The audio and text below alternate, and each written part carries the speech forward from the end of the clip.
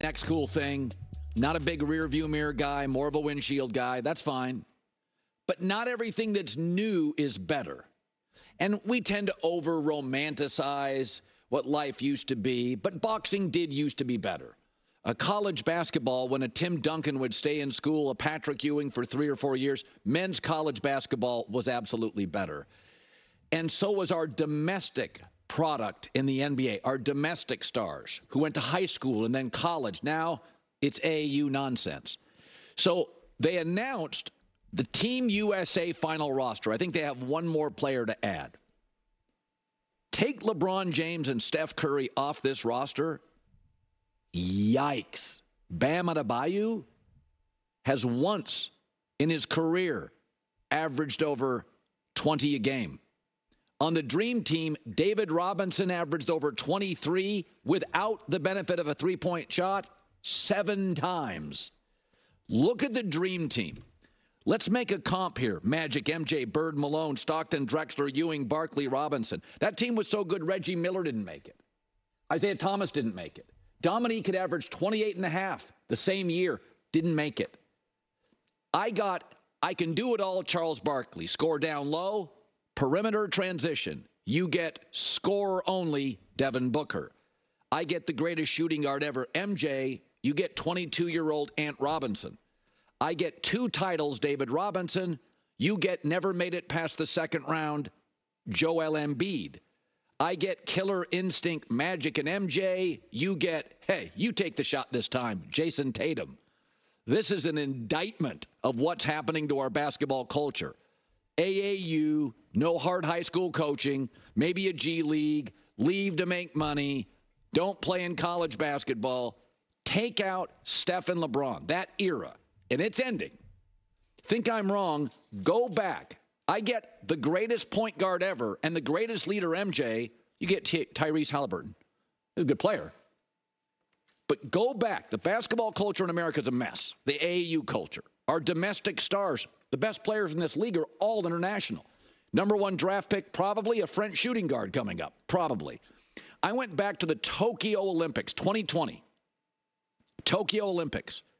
Look at the Team USA basketball roster. No LeBron, no Steph. JaVale McGee, Chris Middleton, Zach LaVine, Keldon Johnson, Jeremy Grant. And nothing against those guys. But you take out the old school stars in the NBA right now. I'll throw in KD, Steph, LeBron. Look at our team. That's what AAU basketball's created. Not getting hard coaching in high school. Not getting dependable coaching in high school, not going to college anymore. First great coaching you get is often your second or third coach in the NBA because all those top players go to bad teams that cycle through coaches. So I know everybody loves the new stuff, and I mostly do, but that Dream Team would take this team apart at the seams. Okay, let's break this down. I want to get back to where it showed, the roster. Let me see if I can get it. Okay. Or no, wait, I want to go back further. I mean, listen, I understand. There we go. I understand what he's saying. Okay. I do. I get the point. And, we have this trend where the international players are becoming more and more prominent, more and more stars. They're the ones that are getting the MVPs, winning the championships, and all of that. But what an absurd thing to say. Take away LeBron James and Steph Curry. Look who they have. Okay, take away Michael Jordan and Magic Johnson, and then, look what they have. I'm, confused as to exactly what he's trying to say. This is also the era of where you really are where everyone is teaming up with someone. And you can make the argument that if you want, especially if you're a huge LeBron fan, then you'll say, well, Michael Jordan, teamed up with a bunch of players, but it's traditionally not seen as a super team. But this idea that we could just remove, 2 of the best players or 3 of the best players, Durant, LeBron, and Steph, and then look who they have. It's like, well, yeah, okay, take away Michael Jordan, Charles Barkley, and Magic Johnson. Who do you have? You have Scottie Pippen and Clyde Drexler. And, you're also taking peak. This is the Dream Team. They're called the Dream Team for a reason. This was the most perfect collection of basketball players of all time. Are you expecting every era to be able to compete with that? Because that doesn't make sense. So I'm not sure of this comparison. I understand his argument, and I don't even disagree with his argument as a whole. But like I often say when I agree with someone, or I can see where they're going with something, but I don't like the way they got there, right? It's like saying, 1 + 1 = 2. But the way I got there is because I did 1 × 1 is 1 × 1 + 4 - 3 - 2 + 5. And, you do all the math and it's like, well, that's not really how you get there. Yes, you ended up getting the right answer technically, but I don't know what the heck you just did to get there. That's to me what this train of thought is to me, because you're picking such an iconic time for basketball where everything was just, we have all these iconic players. But this idea that, this team right now is trash or garbage or whatnot because, a lot of these big players are older. Like, I get it, right? The next Olympics, if not much changes, then who do you got? But then he starts throwing other players under the bus, like Joel Embiid, and it's like, let me know when Joel Embiid was ever on a team as good as the Bulls with Michael Jordan. Take away Michael Jordan, put Joel Embiid on that team. Let me know when he's ever had anyone close to like a Scottie Pippen on his team, especially for more than 4 games in his prime. I mean, let me know. Let me know when he's had a coach like Phil Jackson. And honestly, same thing with Devin Booker or Drew Holiday. I mean, Drew Holiday has been on some nice teams, especially with Giannis.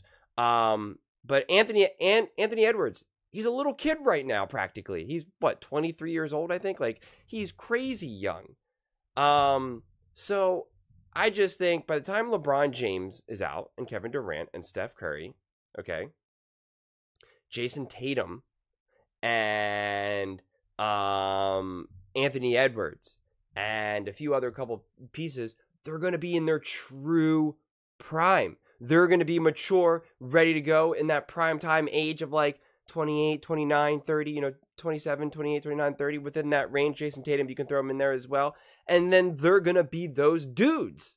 So I just think that the criticism is too harsh. I can understand some criticism. I can understand if you wanted to call out and point out like, hey, Team USA is in trouble moving forward after this because who is going to step up in place of LeBron James, Kevin Durant, and Steph Curry. I get that. And I get the fact that we're seeing this trend, right? Like all the MVPs are international people, right now, especially Luka, Jokic, SGA. Like, I get all that. I really do. And we've talked about it before. Now, Wembanyama's coming. I mean, at this rate, within the next few years, he's going to be the MVP and he'll potentially surpass, Ant. Ant is pretty much the main guy that everyone thinks can be the last American, or not, I shouldn't say the last ever, but like he's the best chance that they have to be making the American the face of the NBA. Whether that's true or not, I have no idea. But because Jason Tatum doesn't seem to have that personality more than anything. Might not even want to be the face of the NBA, whatever that even means these days. And Luka or Jokic doesn't want it. He's international, but he doesn't want it. Luka, I don't think Luka's technically likable enough. Not even anything to do with him, his international, but it's just his personality as a whole, I suppose. I mean, how often do you see Luka on commercials? I don't know if I've ever seen Luka in a commercial. And if you have, let me know, because I genuinely am trying to think off the top of my head, and I can't think of any commercials. And yet you still see LeBron, KD, Curry, all of that. But so, even Giannis, but those commercials are awkward. He's like, with like they're just awkward commercials. But so I just think that I can see where the future looks bleak for American born players. I really do get that, and I get the complaint about AAU and then going to college for the 1 year and then you're getting drafted by a team that's not really that good and it takes you years to develop, and that the players coming out of like overseas, your league, they're ready to go. They've been playing more high quality professional ball longer, and that's not what AAU is about anymore. In college, they just don't stay there long enough for it to be that way. Not to mention college basketball is pretty different than the NBA, especially these days. So it is just kind of an interesting trend we are seeing right now. But I just think Colin is probably being too harsh, because I'm not so sure. And again, I'm a huge Michael Jordan fan. I think Michael Jordan is more of the GOAT than LeBron James personally. So I don't want to make this about like a LeBron James versus Michael Jordan, but I'm not so sure that in a best of 7 series that the 2024 team doesn't beat the 1992 team. Like, he's making it sound like that they would sweep them 4-0, and I don't know. I could see this going to a game 7, honestly. And I mean, I know those guys are all great, but I just think majority of those guys can't shoot. They can't shoot threes, and then there'll be defensive liabilities, on defense for shooting the threes, because they're just, some of them are big and strong, but they don't have the quickness of an Adebayo, or they can't shoot the three and be tall like a Durant or an Embiid, So, and LeBron James is just arguably the most unique physical body, basketball player we've ever seen. So I'm not so sure that that game ages well, because some of the benefits that some of these other players have, they become liabilities in other aspects. And so I would say that the modern day basketball, at least right now, players seem to be more complete. I'm not in the business of trying to say which year is better than that, because I really don't care. But I will say that it seems right now basketball players these days are more complete. It's not to say that those players in the past couldn't have been. It's just not the way how basketball was played. Basketball was just played very differently. I guarantee you Michael Jordan wouldn't have been an amazing three-point shooter if the three-point ball was prioritized. He would have absolutely been a great three-point shooter. There's no doubt in my mind. But that wasn't a big part of basketball, necessarily. It wasn't as important, especially considering what, Jordan had already brought. It wasn't like, okay, I should really develop this part of my game, like we saw with Kevin Durant or LeBron. And again, you see Steph, a big part of him developing the three ball was because it was like he has to, because he's so small that if he doesn't shoot the lights out of the ball, he's not going to be a star. He won't be able to make it through. If LeBron James never shot a three, Kevin Durant never shot a three, they would still be Hall of Famers and All-Stars. I mean, there's just no doubt. Steph Curry, right? He couldn't. He would be a great point guard and would still put up points and can still handle. I am not knocking Steph. His handles are dirty. He can obviously do mid-range. He's still a lights-out shooter. But we obviously know what makes him truly special is his three-point ball, right? Not to mention, because of his threes, that also then helps balance out his somewhat defensive liabilities on defense. So I just, I think it's an interesting thought experiment of trying to compare 2024 to 1992, but I just think it's a little unfair, and especially when you're stacking the deck in your favor by saying, well, take away LeBron and Steph. It's like, okay, well then take away MJ and Magic Johnson. Like, what are we talking about here? So I just, this was an interesting little segment that Colin did that I definitely wanted to bring to all y'all's attention. But those are just my thoughts. I would absolutely love to hear yours.